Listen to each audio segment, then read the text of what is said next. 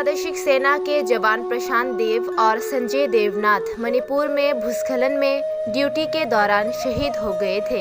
राज्य के 2 शहीद जवानों के शवों को सेना के विमान से रविवार 3 जुलाई की दोपहर एमबीबी एयरपोर्ट पर लाया गया। वहां से शव को असम राइफल मैदान लाया गया था। वहां 2 शहीद जवानों को गार्ड ऑफ ऑनर और अंतिम श्रद्धांजलि दी गई। फिर आज यानी मंगलवार को प्रदेश के पूर्व मुख्यमंत्री बिप्लब कुमार देव प्रदेश के वीर संजय देवनाथ और प्रशांत देव के घर गए, जो मणिपुर के इतिहास में सबसे भयानक भूस्खलन में प्रभावित लोगों के बचाव में शहीद हुए थे। उन्होंने मीडिया से कहा, हमें अपने राज्य के इस वीर जवानों पर गर्व है। इस समय हम सभी को उनके परिवारों के साथ होना चाहिए और शहीदों की आत्मा की शांति की कामना करनी चाहिए।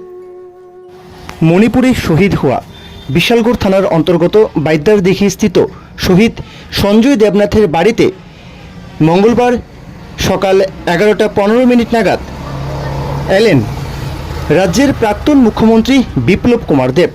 এদিন রাজ্যের প্রাক্তন মুখ্যমন্ত্রী বিপ্লব কুমার দেব বাইদ্যারদিঘি স্থিত শহীদ সঞ্জয় দেবনাথের বাড়িতে এসে ওনার পরিবারের লোকদের সাথে কথা বলেন এবং সরকারিভাবে কি সহযোগিতা করা হবে সে বিষয়েও কথা বলেন রাজ্যের প্রাক্তন মুখ্যমন্ত্রী বিপ্লব কুমার দেব। কি বলবেন এই বিষয়টা নিয়ে? অত্যন্ত মর্মান্তিক। আর টেরিটোরিয়াল আর্মিতে ছিলেন।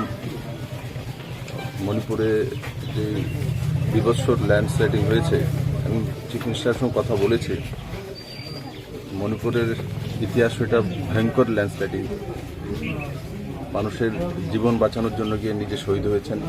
তার জন্য আমি গর্ববোধ করি যে আমার ত্রিপুরা রাজ্যে, আমাদের রাজ্যের মধ্যে, এই মাটির মধ্যে এই ধরনের সাহসী বীর রয়েছেন। কিন্তু তার সঙ্গে সঙ্গে ওনারও একটা পরিবার আছে, একটা ছোট্ট ছেলে আছে, পত্নী আছে, পরিবার আছে। তো আজকে সেই পরিবারটা তার পতি হারিয়েছে, ছেলে হারিয়েছেন। ও নজওয়ান ছিল, কম বয়সে, দুনিয়া অনেক দেখা ছিল। তার জন্য আমরা মর্মাহত। আমি পরিবারের সবার প্রতি সমবেদনা জ্ঞাপন করি এবং ঈশ্বরের কাছে প্রার্থনা করি ওনার আত্মার সদ্গতি হোক। আর ওনার যে পত্নী রয়েছেন, মাধ্যমিক পাস, শ্বশুর কিছু অর্জি রেখেছেন।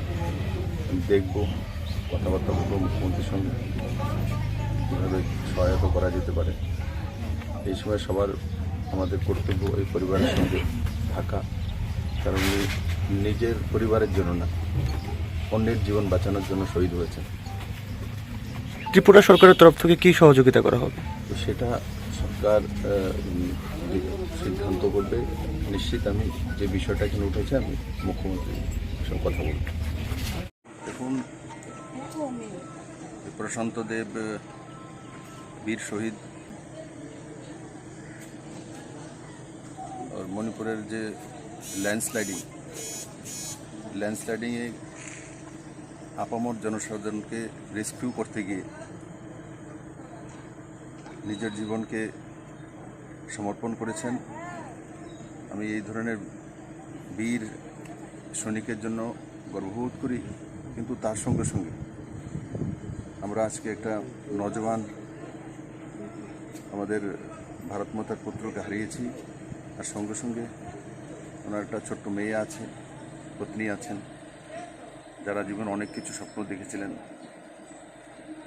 আজ সেই স্বপ্নকে সাকার করার জন্য আমরা সবাই মিলে কাজ করব।